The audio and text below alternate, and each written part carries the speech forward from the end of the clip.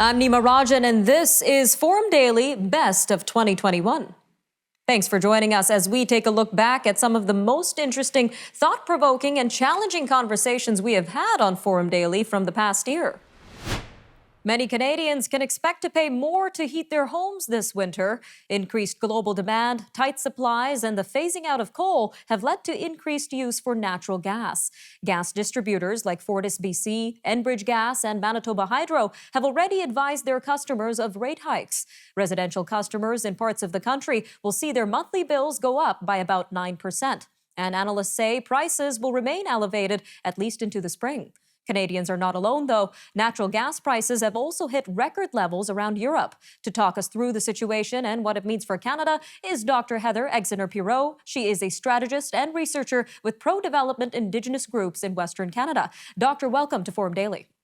Thanks for having me. So what is behind this spike in natural gas prices worldwide? I mean, it's complicated and there's a lot of issues, but there's some fundamental problems. One is that gas prices have been low for years, so there hasn't been a lot of investment in more production. So we're still using gas, but we don't have more gas to use. And I think carbon policies and COVID exacerbated that trend. So it just has not been an attractive sector for investors. What's happening in Europe this week is kind of a perfect storm of those things. Some nuclear had been coming offline, so there's demand for other kinds of energy. Asia is needing more supply. There's a COVID recovery, so people are there's a post-pandemic kind of a surge in demand, and they also there's a fire at an interconnector. Sorry, there's a lot of small things. Wind was down this week, so a lot of things made it a very critical problem in the UK this week and in Europe. But the bigger problem is long-term, that before we hit winter, there isn't enough natural gas right now to meet demand. And countries and energy suppliers are seeing that. And that's why there's this market demand and it's price crunch, because people are trying to secure their supplies ahead of winter. And there just isn't enough gas in the market to do that. A lot of roadblocks in this market, ma'am. I want to jump to an article in iPolitics that you wrote. You said energy security is essential in the developed world. So can you expand on that and what that would look like for Canada?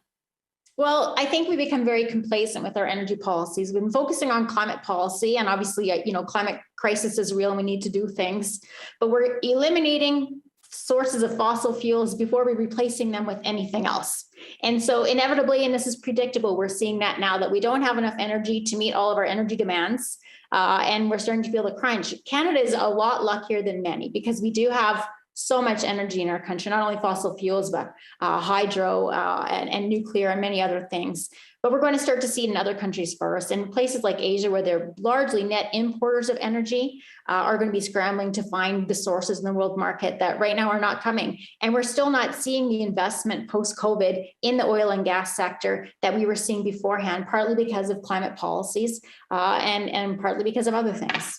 And considering Canada's richness in resources, you say in your article that we're actually heading towards a 1970s-style energy crisis. So that's a big statement, ma'am. What do you mean by that? Well, in the 1970s, what we saw was, and this was almost, it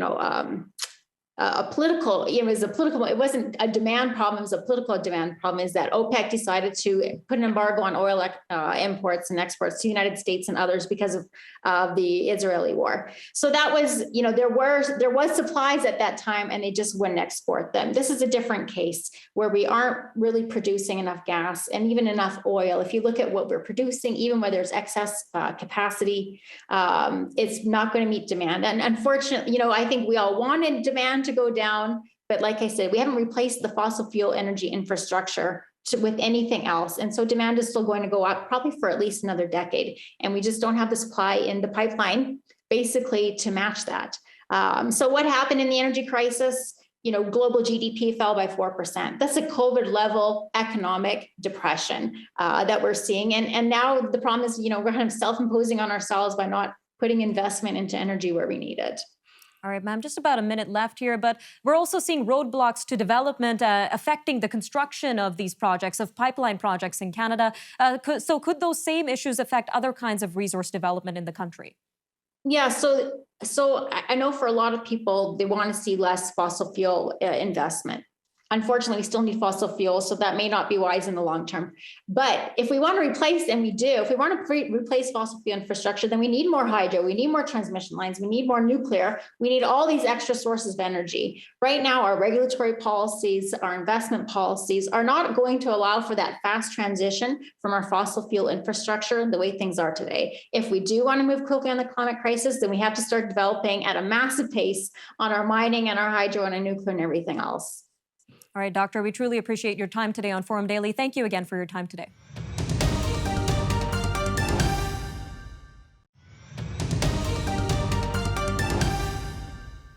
Canada made history yesterday with the installation of its first Indigenous Governor-General.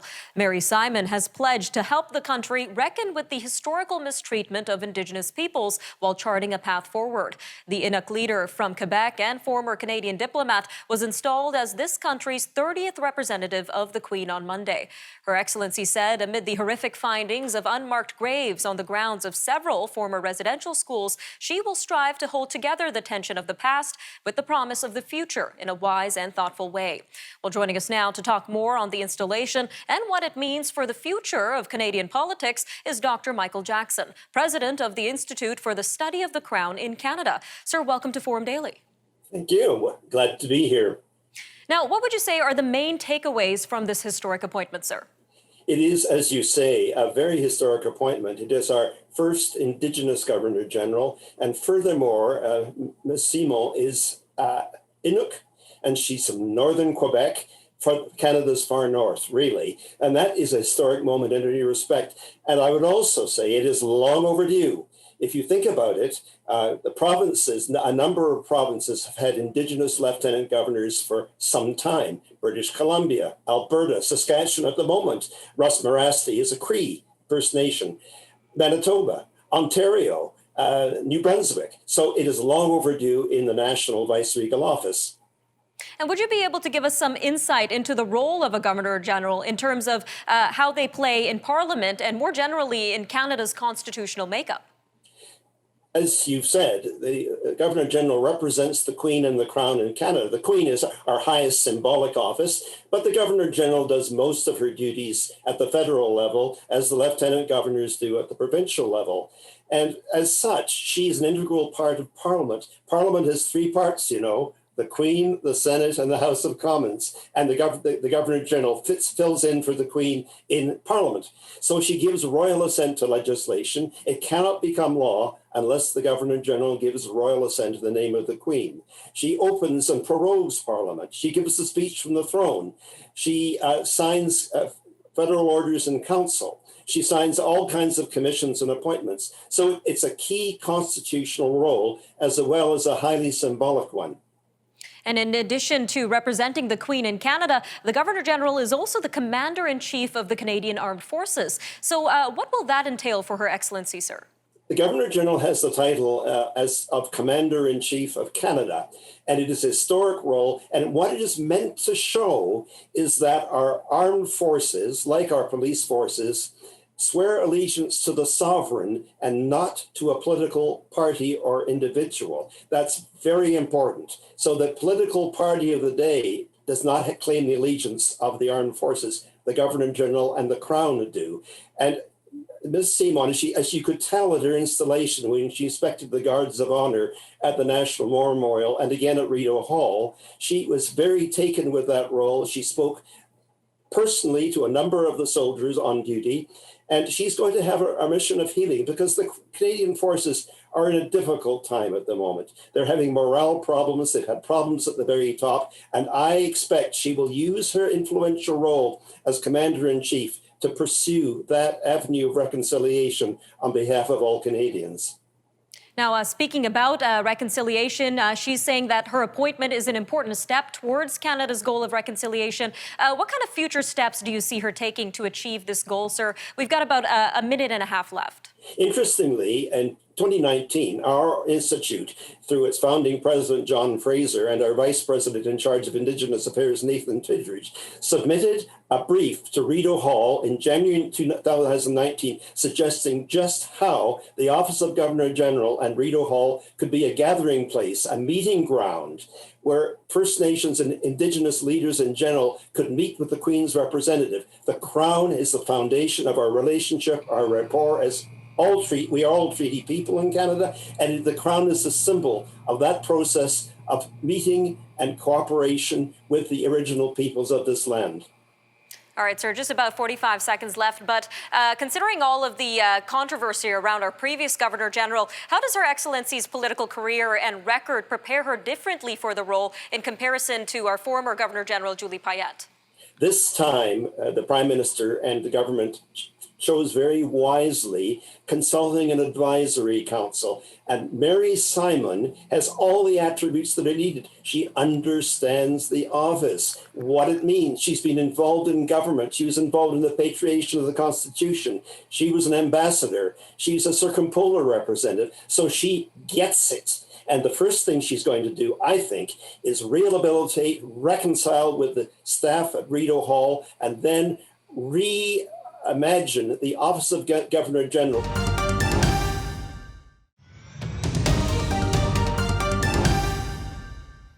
Canada has seen a rise in cases of harassment against elected officials, especially during the pandemic and the federal election campaign.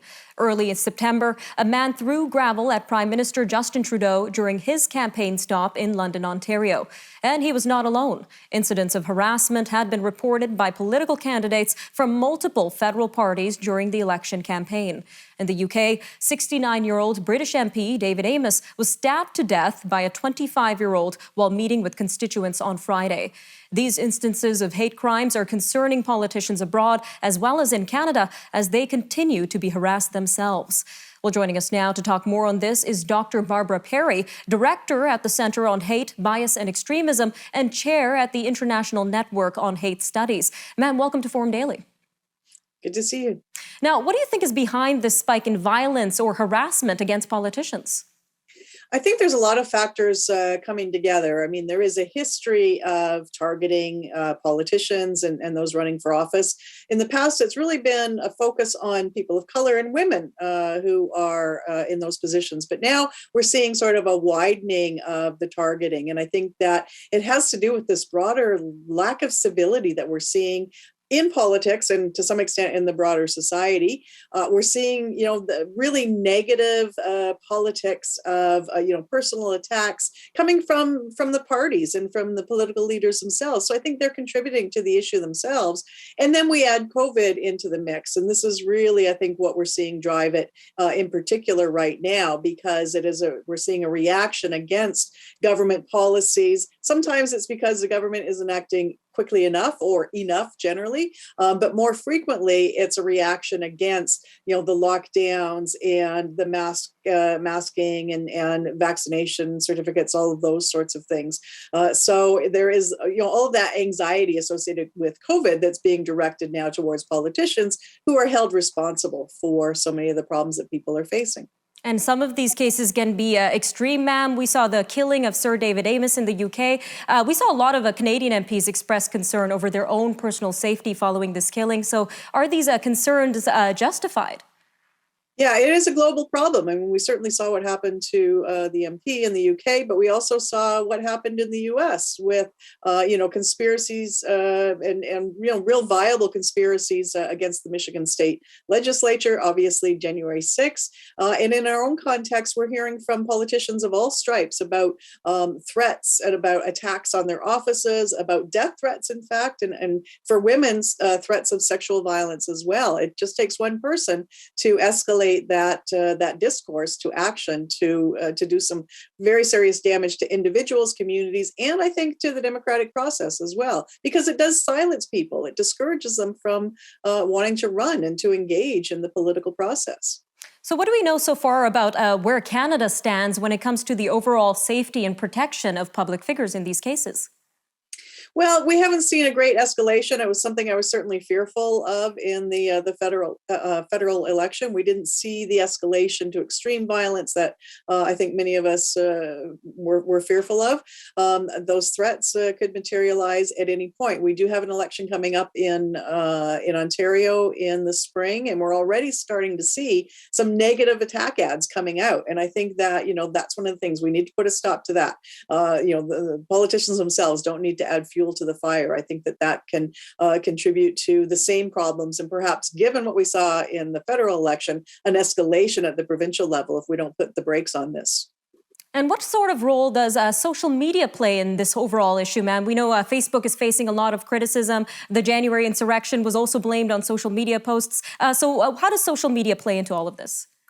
Oh, it's so important in this area, because it really is the space where these sorts of narratives are disseminated and shared very widely. We're all subject to them on our Twitter feeds or Facebook or whatever other platforms we're on. So there's a regular bombardment of those kinds of messages that contribute to the hostility and potentially the violence. But we also saw, as you said, in January 6th, this is where we're seeing sort of coalitions, and we're seeing individuals and groups coming together to also strategize about how they can, attack or mob or otherwise harass politicians. So it is, it's for the sharing of narratives, but also for planning action. All right, ma'am, just about 20 seconds left here, but where can people find out more about this issue and how to make a difference? Well, sadly, I don't think we have a lot of places that are monitoring these sorts of activities. The work that we do at the Center on Hate, Bias, and Extremism, we're certainly engaged in this. And there are a few smaller centers, but always, federal government ministries that oversee, electoral processes. We'll be right back.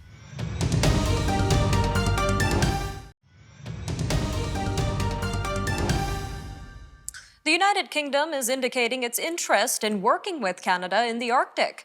In a recent interview with CBC, the UK's Chief of the Defence Staff said his country was keen to cooperate and learn more about operating in the harsh environment. Previous Canadian governments have been reluctant to allow anyone, including allies, from operating in the region. This is due to concerns around sovereignty. However, the recently announced AUKUS security pact and increasing global attention to the Arctic may make the Canadian government more open to cooperation. Russia has reactivated some of its bases in the region, while China has declared itself a near-Arctic state since 2018. So is Canada ready for increased competition in the Arctic? Well, with us now is Dr. Rob Hubert, a professor at the University of Calgary, an expert in Arctic defense. Sir, welcome to Forum Daily. Thank you very much. Happy to be here. Now, Dr. Hubert, let's start with this. Why is the Arctic important, and why are allies like the UK now showing interest in it? Well, it's always been important from a strategic perspective since the end of the Second World War, and some would even say before that. What's happening now, of course, is that the Russians are reinvesting substantially in their military capabilities, and particularly their strategic forces that are based primarily in the north. With that, combined with aggressive actions such as what we saw in the Ukraine, Georgia, and other locations, have, of course, increased what many are calling a return to the Cold War. And so the Arctic then figures very predominantly in terms of Russian strategic thought. The Americans have been responding in about the last 3 or 4 years to that redevelopment. And that, of course, then draws in the NATO allies. And so it's sort of a bit of a chain reaction to this increased Russian militarization. Now, I want to backtrack a little bit, Doctor. We mentioned that Canada had been reluctant to work with allies in the past in terms of Arctic defense. Why is that? Well, we've been willing to work to invite them on our terms. One of the sensitivity that always exists is the issue of sovereignty, which is very separate from the Arctic security. And we've always had a bit of a different difficulty in distinguishing. Sovereignty is about the fact that the Americans, the British included, have not recognized the Northwest Passage as internal waters.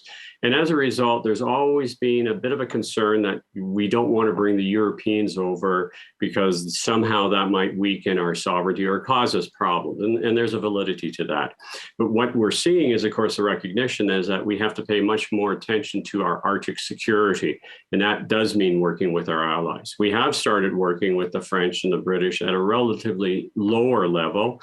We are supposed to have an alliance with the Americans under what's called NORAD, and we're supposed to be modernizing that, though we haven't really seen much monies on the Canadian side being put forward. So we're starting to realize that given the new geopolitical reality in the Arctic, that we do have to start paying more attention on the security side. But there's always that hesitancy that, well, we just have to ensure that that's somehow not causing problems for the sovereignty side. All right, sir. Well, looking into the current state of the Arctic, we mentioned Russia and China's presence in the region. What kind of submarine and surface threats are present in the Arctic right now? And more importantly, is our Royal Canadian Navy equipped to properly handle them right now? Well, the major threat is, of course, the Russian submarines. They've launched a new, both a ballistic missile and an attack sub. They're all nuclear powered. The Russians have also been reinvesting in their nuclear capabilities, particularly their nuclear weapons. They have a system called Poseidon, which is, we're not quite sure what it is, but it's a very powerful underwater nuclear device, something like a torpedo. They've been, as you said, it's not just some of their air bases. They've actually reactivated all of their Cold War air bases. They've been putting their MiG-31s with their Kazet missile, which is a hypersonic missile. And so we see the Russians with a whole bunch of delivery systems going both surface and subsurface nuclear capabilities. Now, the Canadian Navy, for the first time, has returned to the Arctic with the building of the De Wolf class. This is an Arctic offshore patrol vessel, and it's going to give us a great constabulary capability. It means that we can do things for environment, for search and rescue. It's not really war fighting per se. And this is where the British are talking about maybe a contribution in terms of the undersea aspect that we've always relied on the Americans for, and that means the submarine threat. Our submarines are not nuclear powered, and if you do not have nuclear powered subs, you can't go under ice. It's just simply not safe. And so that's sort of what the Brits partly are hinting at. They're saying they want to have the training part of it, and that part we're okay. It's always that sovereignty in terms of the recognition of the Northwest Passage that is always the bugbear for Canadian policymakers. All right, Doctor. Well, thank you so much for your insight. We truly appreciate your time on Forum Daily. My pleasure. All right, I'm Nima Rajan, and that was Forum Daily Best of 2021. Remember, for more news on demand, you could always check out our website, thenewsforum.ca, or follow us on social media. Take care, Canada.